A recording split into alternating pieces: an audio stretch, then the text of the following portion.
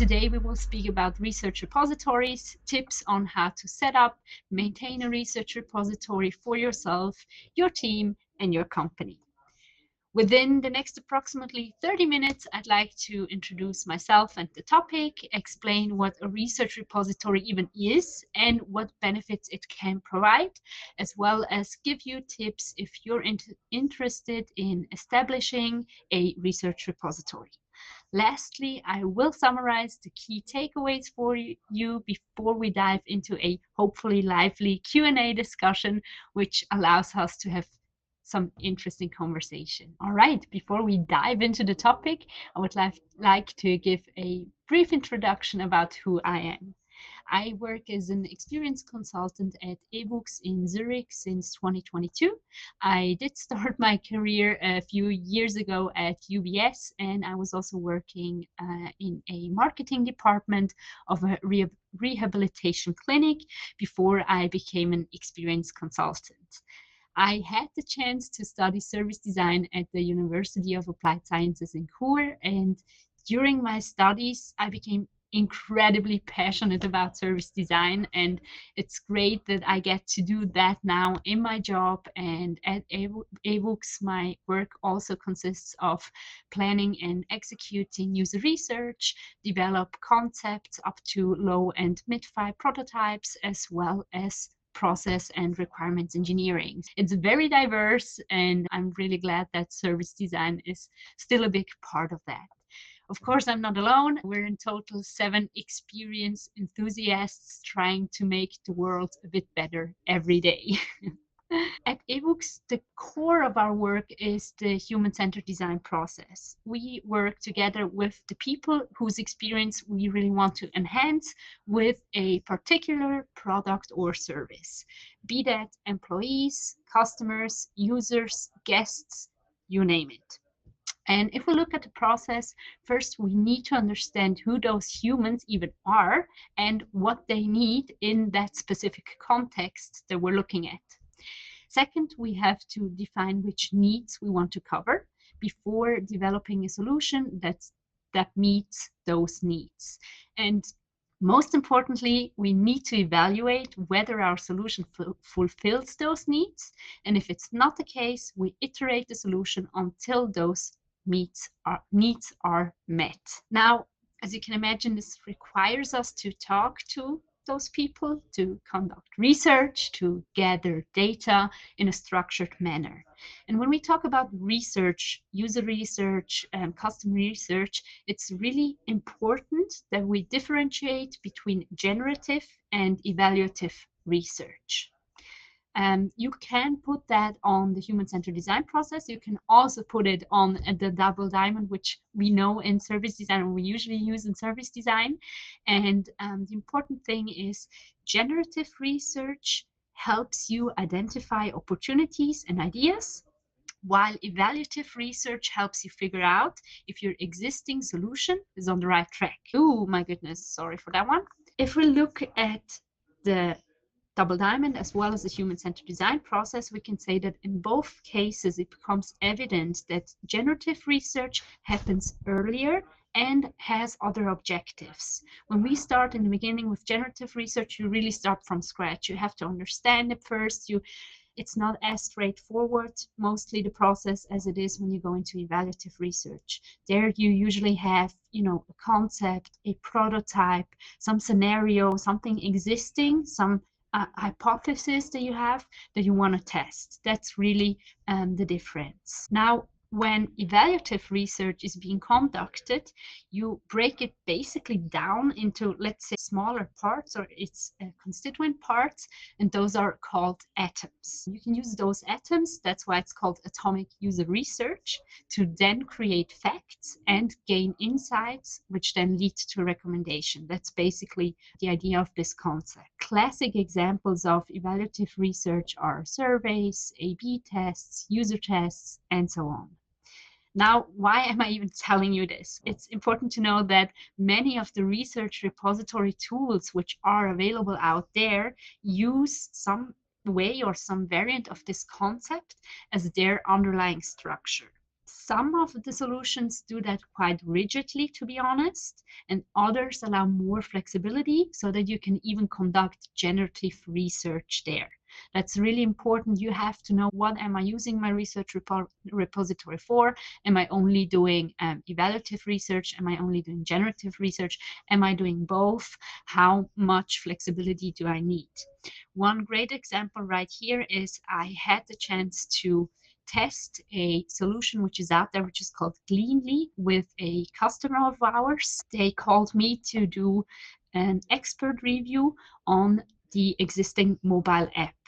And I thought, great, let's use the opportunity. Let's try it with Gleanly. Let's put those facts in there. Let's generate those insights in there. They're used to it. They can make it. And I quickly realized that even an expert review, which tests an existing mobile app in this case, is quite hard to build in that research repository or visualize in that research, because usually when you do an expert review, you use certain heuristics which are out there, and then you test the mobile app and see, okay, this heuristic is not met in certain cases, and then you say, all right, this is the heuristic which is in breach, this is our insight, and this is the recommendation.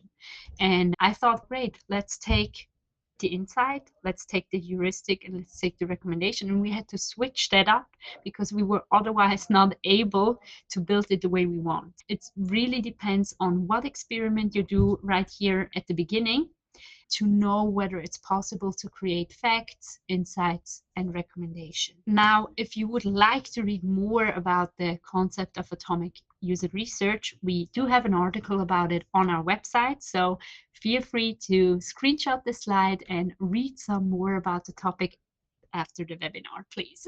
And the article is in German, but you can also easily translate it with DeepL, Google Translate, whatever you use. But if you're more interested in that, feel free to read the article. All right, now let's dive into the research repository part. Let's say this is Mark. Mark is a team of one, and as long as he's the only one conducting research, he's basically his own source of truth. He knows all the research that he has done himself. Stakeholders know if they want to know something, they ask him.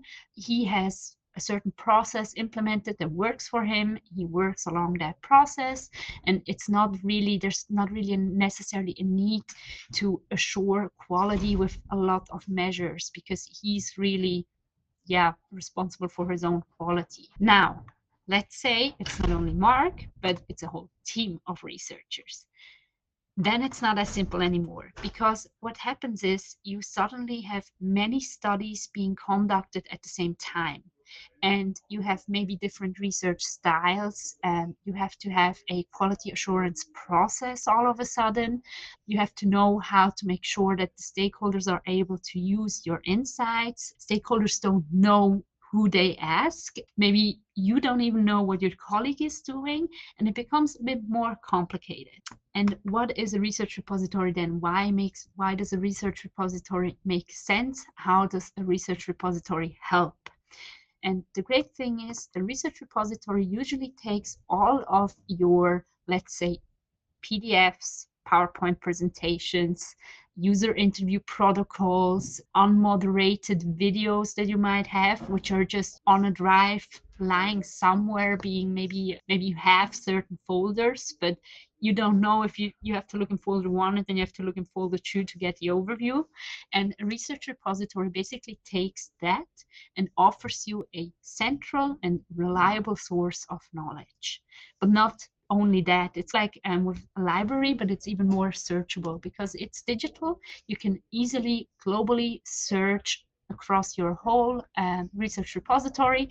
So let's say, okay, we want to know everything we did in banking. So you could just type in banking and you get everything you've done in the last few years in whatever studies about the topic of banking. It also becomes more readable, easy readable, and you have the possibility to really give a certain structure, to have an index, to sort everything you want to sort. And of course, then use it for another time. You could do a meta research study, for example, where you say, okay, in study 1 we saw this, and in study 2 we saw this. So what does that mean for another study, for example? So a lot of secondary research which becomes possible, but also just having everything in one place and having everything available is really the magic that happens when you implement a research repository. The benefits. First and foremost, you have one single source of truth. You have everything in one place, it's all centralized, and everyone knows where they have to look for certain information. Now, the other benefits can be benefits if you want them to be a benefit. So one thing that you might want when you implement a research repository is a central point to find your data. So it's about the searchability. If you want to make it accessible to stakeholders, you can. It gives transparent results and also consistent results, because everyone implements the same research process basically, and the insights are always generated in kind of the same way. And it enables the management of research activities, and in the end also the scalability across company. Why that? It prevents redundancies. So if you don't know that your colleague just conducted that research and you're going out conducting exactly the same research, that costs money. And if you would just know they've just done it, I can access those insights and I can work with them, it's better for everyone. And the other thing, as I said, is secondary research or meta studies. If you've done 10 studies in banking about, let's say, online banking apps and, I don't know, paying a bill, for example, you can go there and you can look across all those projects and generate new insights from the insights which you've gained in each of those projects. Now, there are a lot of providers out there. There's a lot of tools out there. And for me, it's important to give you a little disclaimer saying, I'm not here to say one tool is better than the other, or it's not any kind of ad for a certain tool. It's just really my opinion, my experience, and a neutral view on those tools. If we look at this slide right here, you can see at the far left, you have tools as easy as an Excel sheet where where you write down all your things that you've seen in, let's say, a user test, and you have your protocol right there, and you maybe take all of those insights or all of the data that you've gathered there, put it on a Miro or mural board, and start to cluster it there. Works perfectly fine. The problem is on this far left right here, once you've used the data and once you've presented your insights, the data is basically dead. It just remains in that one folder and nothing happens anymore. It's not as accessible. If we move more towards the right, we have systems called, with the beautiful name of COCDAS, that's computer-aided qualitative data assisted systems, I think, analysis systems. So you see there, you get a few more features, like you can also have a repository right there. You can do some sort of triangulation, but what's missing there is still the cooperation with stakeholders and the collaboration with other colleagues, for example. And down here we have a few examples of tools which allow for that collaboration. One is Cleanly, which I talked about before, and the other one is Condon. I really love this map. It's not the most readable one, to be honest, but userinterviews.com issue a UX research tools map every year. It doesn't look like this every year, but that's, I think, the 2023 one, so it's the newest one. And basically what they do is they cluster research into some parts, processes, steps that happen, and they add those tools which are available out there. So if you're looking for a tool and you don't know where to start, or if you just don't feel like, okay, Googling and maybe getting just the one paying the highest for ads, you can go to You can download that whole list. Let's have a look to the grand duchy or duchy, I don't even know, of insight management. That's where we also have our contents. Once again, we see our max QDA and dovetail, which we've seen before. We have Aurelius here, Cleanly here. So they're all like in the same area.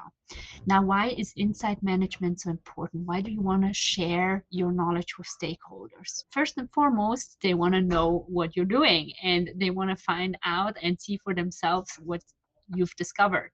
And oftentimes we hear a discussion about democratizing user research, and many of the people who want to democratize it have the problem that they want to democratize the methods and make methods available to stakeholders. Now the problem is a fool with a tool is still a fool. So they might have a good tool, but they still don't conduct research the way we would. And instead of democratizing the methods, it's way more interesting and way better to democratize the insights, which means you want to make those insights more available to your stakeholders. And these are some of the tools, especially right here, which allow us to do. I had the chance to experiment and test out Aurelius, which is one of them that we saw, Condense and Cleanly, as I said. And we also have an article on our blog where we state all the pros and cons of each of those tools. As I said before, I'm not saying one tool is better than the other. I'm not saying that none of them are sponsored. It's just the ones that we tested and where we had our experiences and where we tried to make that more accessible. So you don't have to go through all of that, but instead read and know for yourself, okay, what can this tool do? What did ebooks think that was good, or what I thought was good or wasn't as good? So feel free to screenshot this as well and read along for a later moment. Now, tips for your own research repository. I structured it into different steps, and the first and foremost is to know your process. I said it at the beginning already. It's about knowing whether you're more into generative research or more into evaluative research, but also just how are you conducting research today? And based on that knowledge, because usually we do it quite implicitly, to be honest, and when you have to sit down and write, okay, I'm doing step 1, 2, and 3, it's not as easy. And sometimes it's like, why the heck am I doing it that way? Or, oh, interesting, I'm doing that differently than maybe my colleague does. So it's really important to know your process before you start.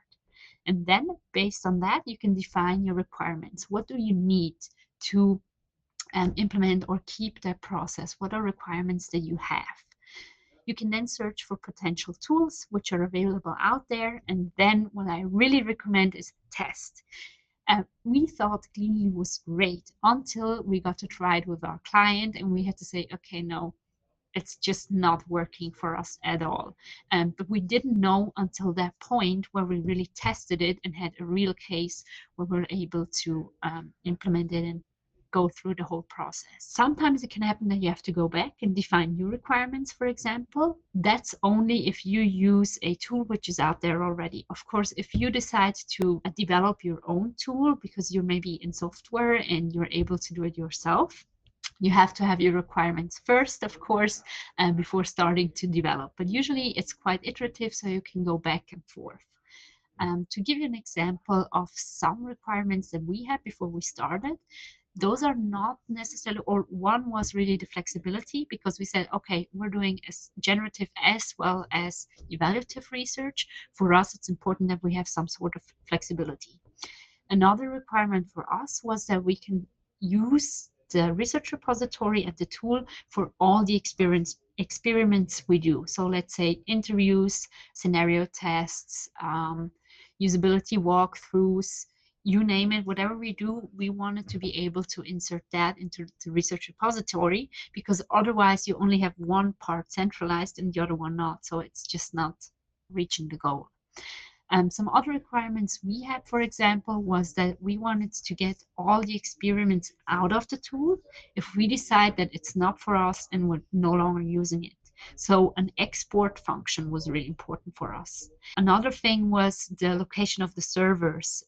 Are they compliant with the DSGVO legal part? So let's say data privacy and where are the servers located. We said, okay, we want to take it into consideration if we can. And those were some of the requirements we had. We had quite a list, to be honest, and then we started to look for tools. And it was really like that. I went in with my requirements. I searched for those tools. I checked whether they're meeting those requirements or meeting those needs. And if not, we haven't even tested them because we're like, okay, it's not worth testing. And that's why we ended up with 3 tools, being Condense, Cleanly, and Aurelius in our case. Now, if you've done the analysis, it's about the setup. And what we did and what I really can recommend is launch a pilot phase. Just say, okay, let's do, for example, we started with usability walkthroughs and we said we want to do 5 walkthroughs within the tool that we've chosen to make sure that it's really what we need. Before, we're inserting all of our experiment types in there, and then we're saying, okay, after half a year, it's just not worth it. We said, let's start with 1. Let's launch a pilot phase and let's do the next 5 usability tests with that tool, and then we'll evaluate that. So I can really recommend launching a pilot phase. Then, of course, you have to have some sort of goals or KPIs. For us, it was really important to standardize everything as well to become maybe better, faster, more accurate, make less mistakes, for example. So you have to know what you want to reach or what you want to change when you decide for one of those tools. Another really important thing is taxonomy and global tagging sets. Most of those tools allow you, as we do with every research, to code or tag your insights in order to be able to cluster them afterwards. Interestingly enough, we found out that in the science world, they use coding just when they give that code piece to some information. Usually in UX or in those tools, they use the term tagging, but in the end, it's exactly the same. And what we realized there is, for example, with the global tagging sets, in the beginning, we had 2 different types of heuristics, which were both within that tool. So we used the dialogue principles, and we also used the Nielsen-Norman heuristics, and they were both in that tool. And then we realized, okay, no, hold on. If someone is using the Nielsen-Norman and the other one is using the dialogue principles, and they both have a heuristic, for example, about how does the system support the user in his or her task. We were like, okay, if we're wanting to search for, let's say, everything we found out about that user support, and we don't know that someone used this global tagging set and the other one used the other one, we're running into a problem. So we had to decide for one set and say, okay, from now on, we're just using, for example, the dialogue principles. So that was really important to know what tags do you usually use. The same with usability walkthroughs, and just because we chose those first, when we have data which comes in there, and we see, okay, this was really a usability issue which we have to prioritize. We had our certain numbers which we gave, so 1 was not as bad and 3 was really bad. We had to define those as well and insert those into the tool as well. Then another thing is create templates. It depends on the tool. Our tool, for example, was able to create templates. So let's say whenever you start a new project or a new experiment, so whenever you go in and say, okay, I'm doing a new usability walkthrough, and the structure was basically the same. You had a first page, and the content within the first page was part of the template. So I inserted a checklist there saying, hey, when you do a usability walkthrough, you have to think about A, B, C, and D. And you can just go through basically a to-do list, and you know what's going on, and it's all built the same. So that's one part of the standardization. And what we did, and what I highly recommend as well, is to define a product and a process owner. So don't let your whole team change, for example, the global tags just because they feel like I need another global tag. It's really important that only One person is responsible for changing those templates, changing those tags, and it's really important that it still complies with your process. Because if you're changing the process, you have to think about it once again and think, okay, do we really need that? Does that make sense? Why are we changing it? And in our case, those are two different people. I'm the product owner basically, and we have someone else as a process owner, which assures some sort of quality as well. So we know, okay, this makes sense from a product view as well as a process view. Now, usage and maintenance. You have to be aware that when you implement a research repository, and all of your colleagues or your whole team has to work differently, has to work with a different tool, has to do some things other than they did before. And that's really difficult because just especially with research repositories and those tools, your work becomes evident. You're forced to work evidence-based, because if you don't have your fact, you cannot create a recommendation, because where does that recommendation come from? And that, in the end, not every researcher likes it. So there is really a component of change management. You have to be aware that not everyone is greeting that tool with open arms, saying, awesome, I've waited for this for my entire life. So there's a lot of change management going on. What helps there is to set up and document guidelines. We set up a Notion page, for example, where we said, okay, why are we using this now? How are we using it? How long is the pilot phase going to be? What's going to happen afterwards? Just to let everyone know, this is what we're doing, this is why we're doing, and this is how we're doing, or how we're doing it. The next point to help a bit with the change management is to ensure a good onboarding. We had, I think, half a day where the whole team came together. I introduced the tool, I showed them how it works, what the idea behind it is, and I even recorded a small video of being a user myself, and they basically had the chance, or got the chance, to protocol or write down what I've done in that video, just to get into it without having to do it with a customer straight away. The fourth step would be to collect feedback. So maybe there are some edge cases, or maybe there are some difficulties from the team which you were not aware of as a process or product owner. So it's really important that you have some space where you can collect that feedback and where you can also take care of it. So also, let's say if they desire some kind of change or whatever, and that you collect that in a systematic manner. And the last thing when it comes to usage and maintenance is really monitoring and grooming. Sometimes people forget to close a project, for example, or there's tags which are not used. So you have to think about, do we need those tags or don't we need those tags?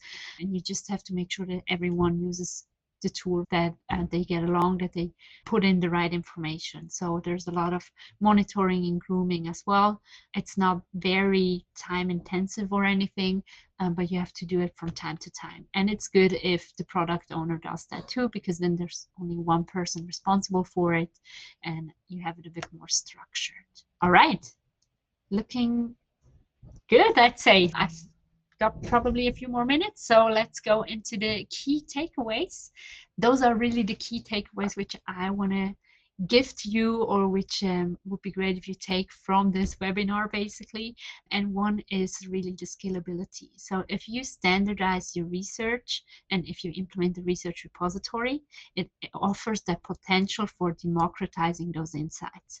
And that really allows then for the scalability. So you can make research way more accessible within your company. Another really important thing is process before tool. If you implement a process, a tool that doesn't work with your process, you're not going to use it. It's there to fail, to be honest. So do your research first and know your process, to then be able to choose the product or the tool that just suits best. Another thing is really test, test, and test once more. And many of the providers out there use free trial options, for example. I've tested different scenarios, different experiments. I've had a few data sets from other clients which I got to use, and which I just got into the tool and I tried and tested and thought about, okay, What are we doing? How are we doing it? Does that work or doesn't it work? And what's really important, because that takes a while and sometimes you forget why you took or made the decision that you made. We had the moment where we said, okay, what was the problem there again? And it really helps if you document that and say, this works great in this tool, this doesn't work as great in this tool. The fourth point would be the pilot phase. Really just define your KPIs and gather experience with one kind of experience first. Be that interviews, be that usability walkthroughs. Don't try to do everything at the same time. It's not about a big bang. It's about getting to know the tool, making sure it works for you in the long term before committing completely. Then the one thing with the responsibility, define a product owner who's responsible for helping the team, grooming the content, and just be there and take care and be the ambassador of your research repository. And the last but not least point on this list is the change management. As I said, do a proper onboarding, be prepared to face resistance. Not everyone is going to like it, and try to support your team, set up guidelines, set up some FAQ, whatever that helps them to use the tool and to get to know it and to make the change or the transition a bit easier. All right. I'd say we'll go into the Q&A, but if I'm allowed, I would like to show this slide first. If you want to keep in touch, feel free to connect with me. Feel free to follow eBooks on LinkedIn. We're sharing there a lot what's going on, also with the research repositories. And if you want to accelerate your research, reach out to us. I've made quite a few experiences, and I'm happy to share or help teams when they don't know where to start or have to define their process first before they are able to choose the right tool. So thank you so much for your attention. Awesome. Hey, thank you so much. That was a very good presentation. I feel, very grateful that you've been through all of the shit for us. Speaking of shit, I'm just gonna make a little parenthesis. We had a bit of shit happening at the start. It's really interesting to see someone going through all of it and asking herself all of the good questions and then coming with just these are the few things that you should know. I have a ton of questions for you. My first question is a very Swiss question, which is I know the regulation, whenever it's data privacy, Switzerland is a bit different than Europe, than the States. Can you maybe just say a little bit about why you chose, which tools you chose that you feel fit with the privacy laws that we have in Switzerland? So the ones or the few tools that we checked were, I think one was from Australia, one was from the US, and one was from Germany. And we decided for the one from Germany just because they have their server standing in Frankfurt, and they even say on their website, and we take a look at the DSGVO and we're taking care of that data.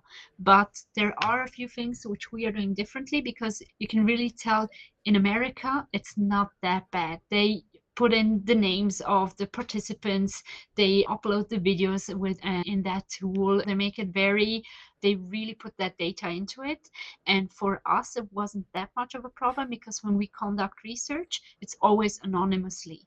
As a stakeholder afterwards, or even we as researcher, we don't know which participant was saying what phrase in the end because it's all anonymously. And if we do it right within the protocol and we upload that anonymous protocol already up there, it's not that bad. The only thing which we did think about but wasn't a problem yet is with our banks. When we have a difficult client, for example, or someone who we know that they're especially taking care of that data, we make sure that they're all right with the fact that we're using the tool which we're using to conduct our research. Yeah, I think that's a very good thing because if we play favorites, I have my favorite is Dovetail at the moment because it's Mhm. one that I'm used to a lot. But at the same time, you feel the kind of Australian slash US vibe with kind of data privacy and this kind of stuff, which you ask yourself, oh, is there an alternative in Europe or maybe in Switzerland that is more near to our privacy culture and maybe even laws. So, what's your favorite? Because you showed us a few of them, and you were really smart to not say which one is your personal favorite, because. But I'm very interested because you went through a lot of those, and Mhm, obviously there might be a favorite. And the question is then why? Why this mhm. one is the one that you finally use at ebooks? We're working with Condense now, so we settled on that one. And one reason is really they are a German company. So unfortunately, we haven't found a Swiss solution, but at least a German solution. And the interesting thing is, even let's say transcripts and stuff, they don't work, as we know, they don't work with Swiss German as well. But maybe Condense even has a bit more interest in making it work for us as well. They're just closer to also the German language. And you get to, if you have a bug or something, or if you have any requests, it's all in German, so it makes it a bit easier for us.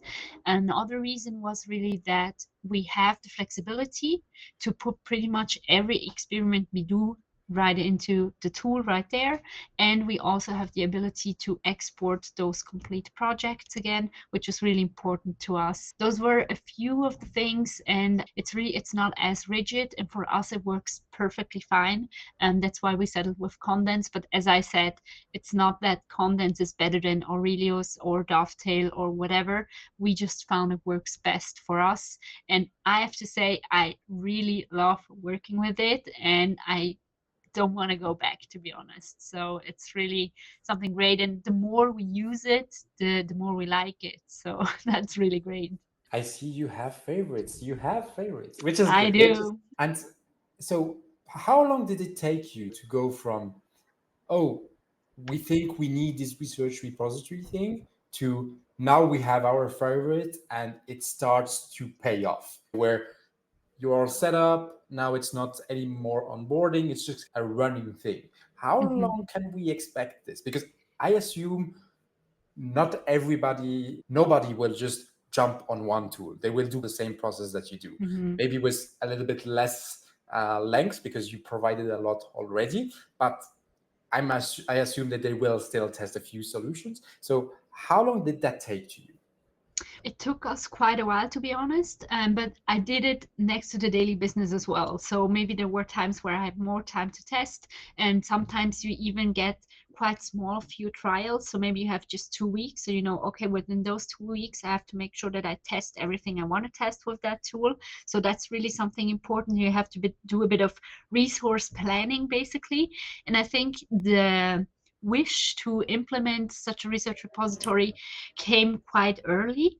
But when I started, I think the analysis took me probably half a year, and then it took me another half a year until we were ready to say, all right, now we're working with it, now we're ready, everyone's onboarded. So it was almost a year of process, but also I used every chance I had, as you said, working with the client's tool, and also try maybe one more or take a little more time for the analysis. But it is quite a strenuous process, and you don't want to do that every year or every other year. But I think it's worth thinking about it. I think it's worth taking the time for the analysis, because when you decide for a tool and you commit for it, it helps so much. And for us, we really like it, and I think we're happy with our decision as well. I love how you took the time, and especially Mhm. one thing that I find important in here is that you did that next to all of the other things that you had to do, which is the case of any person who will do that. And Exactly, so yeah. it's a very good example. Feel you go on the websites of these tools, they say kind of, oh, set up in 30 minutes. And yeah, the first setup, but onboarding my boss, onboarding my colleagues, onboarding my clients, making sure it's really the best tool, trying it out, checking with compliance and stuff. It takes a shitload of time. Exactly. And it's not just the time of doing it, it's also the time of waiting for feedback, waiting that Mhm. somebody might be in holidays and this kind of stuff. So this notion of seeing, hey, this is a process that will take 1 year. Just plan for that. I think that will make a lot of people relaxed, maybe a bit scared, but Mhm. relaxed in the same time, knowing, oh, it's it's going to take time, so I don't have to solve that within the next 24 hours. And I think this is a very important learning here. Exactly, yes. And what also was special for us, we said, all right, our pilot phase isn't just half a year or whatever. We said we want to do 5 usability tests within the tool, no matter what the time frame is. We thought, all right, we're clever. We're taking the usability test because we've had quite a few in the past. And then we had this kind of time frame where there were just almost no usability walkthroughs. We've done everything else, but no usability walkthroughs. And it was like, okay, nothing's happening, and we had to wait for the next usability walkthrough to put it in there. So it also really depends on when you launch your pilot phase, how fast that you're going right there, and how much time you need to evaluate whether your needs are met, or whether your goals are met with the tool. And so you did this whole process, and you say the onboarding part is really a big one, and the change management part is obviously a really big one, which is the case for any service design project, which is really good. And I'm asking myself, I have two questions. The first one is, what were the arguments, or how did you onboard your team, your boss, etc., and how did you onboard clients? Because I think these might be two very different conversations. Can you maybe give us a little bit information about that? Onboarding the clients wasn't as much of a problem because none of our clients have direct access to the repository. We do have, or in Condense at least, you have, or you get to share certain artifacts. So let's say a report or a whiteboard or whatever. And there it's so intuitive that it's usually not that much of that big of a deal, to be honest. And most of what we do in Condense just happens in the back anyway. So there's no need for clients to move around there or see everything. And when we think, okay, now that's something we want to share, then it's usually just, hey, here's the link, take a look. It's read only anyway, so they can't really break something. And there's not much interaction other than browse on that one page. With my bosses, it was really more about giving evidence, showing, or like saying, okay, listen, I've tried this and I found this and this. That's why I think it's the right or the wrong solution. So it was really about just giving the facts and figures and share my experience. And with my colleagues, I've had some which thought, oh, awesome, let's do it, no problem. I've had some who said, why do we need that now? Why do we have to do it differently? It's not what I'm used to. It's just, I don't know whether it's really helping me, or they were just like, I've done it different before, so I don't know if I can do it, or I don't know if I want to do it that way even. And that's really what we weren't struggling that much, to be honest, just because in our sector, it's just you're so open-minded. It's usually not a problem when we're used to change. So I think it was a bit easier for us anyway, because we're just so used to change. That wasn't much of a change either.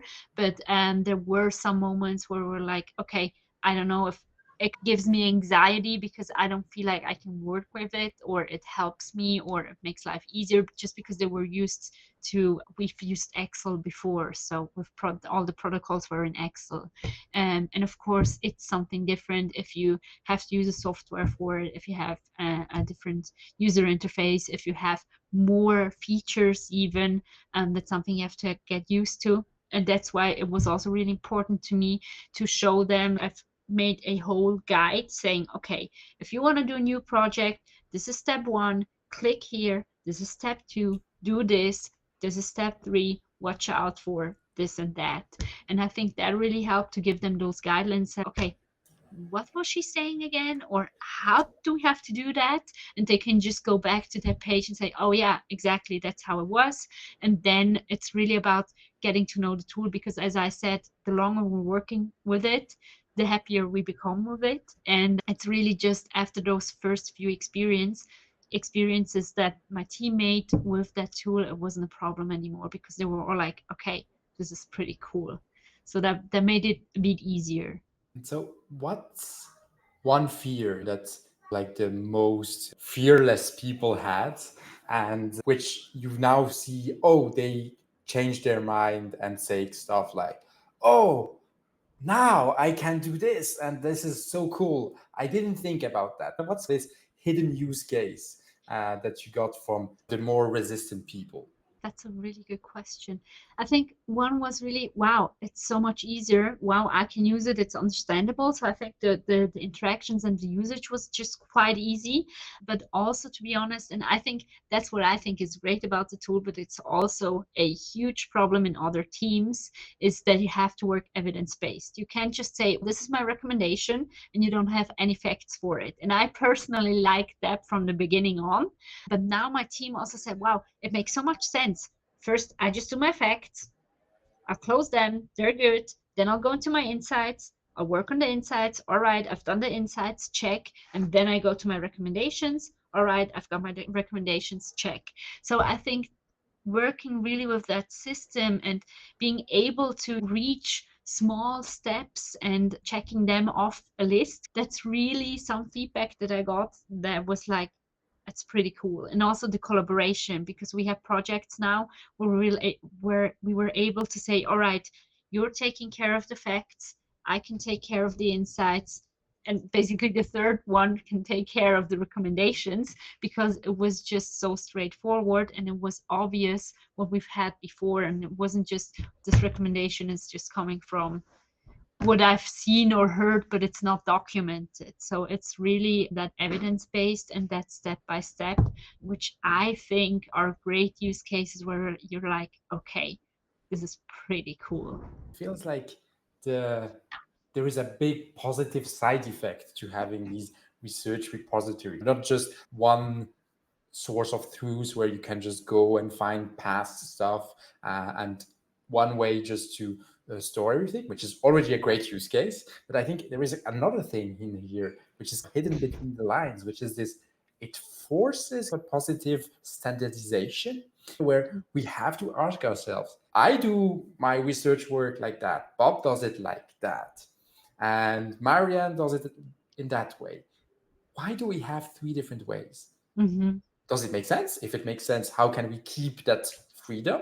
If not, how can we take the best of all of these approaches and make it a bit of a template? And I feel this is an interesting thing, because I see in many agencies and many organizations, you have this solo researcher mode where you do your work, you have your own ingredients, your own way of doing.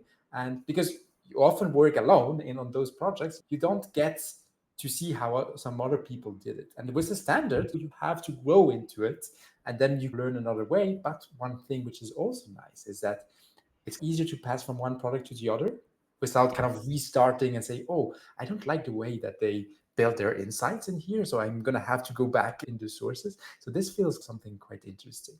Maybe can you give us a bit of a general view on what were a few of these standardizations that you felt were positives, and maybe where were the limits of these standardizations? Because I feel there is also a bit of a danger, the kind of a super rigid Swiss German mind. I'm also a bit Swiss German, so I can say, no, when is it too rigid, and where do you feel it helps you bring standards that make your life a bit easier? I think some of the standards were definitely the global tags, where we decided on, are we using the Nielsen Norman heuristics, for example, or are we using the other ones? Because they were both like always around, and some of us preferred those and some of us preferred the other ones.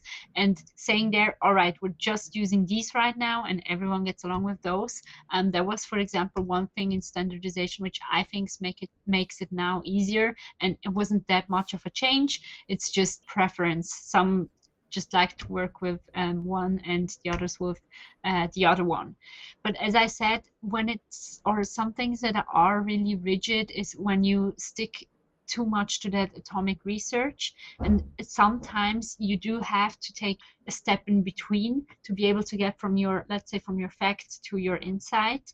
And that's, or a few tools, as I said, Gleanly, for example, they were just so rigid and they thought that's a great thing because then everyone works like that, and we're like, but we need something right here in between, otherwise it's just not going to work for us, and it's too rigid just in going from one point to the other. So I think that was really one with, it's also like user interface, which was one thing which just didn't work for us with Gleanly, in content, we just have the flexibility that I said.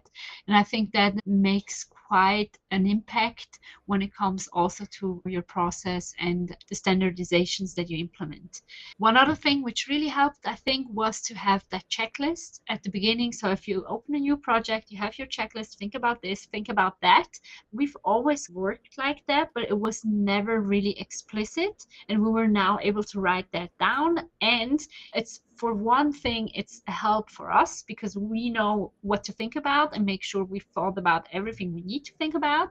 But on the other hand, it also helps us with our standardization because then we know, all right, everyone is working through that to-do list and making sure we have everything. It feels to me that it really answers this question that I had when I was switching to another agency for work. And I came there and said, one of my first questions was, okay, what's your playbook? How do you do work here?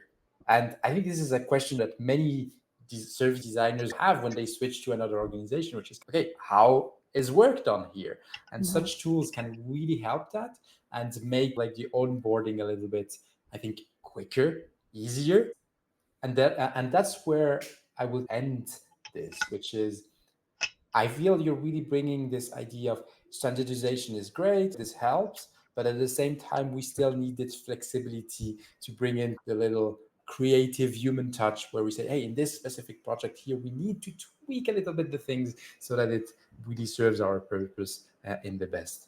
I still have about 200 other questions on my sticky notes, but maybe we'll cover them once in a live chat with a beer or something like that. But Sounds for now, good. Absolutely. For now, I just want to say a big thank you to you. I really appreciate a lot your time, your energy, your passion, and all the research that you've done that you made public.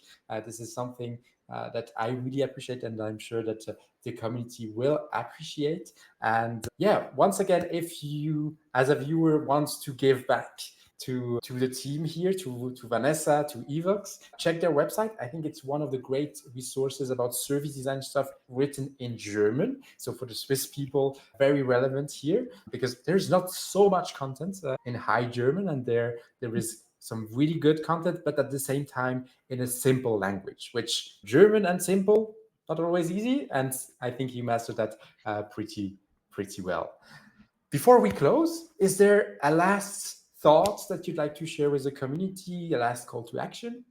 I think the saying of know your process doesn't just count when you want to implement a research repository. I think it's in general important, just as you said, Daniele, how are you doing work? How are you doing business?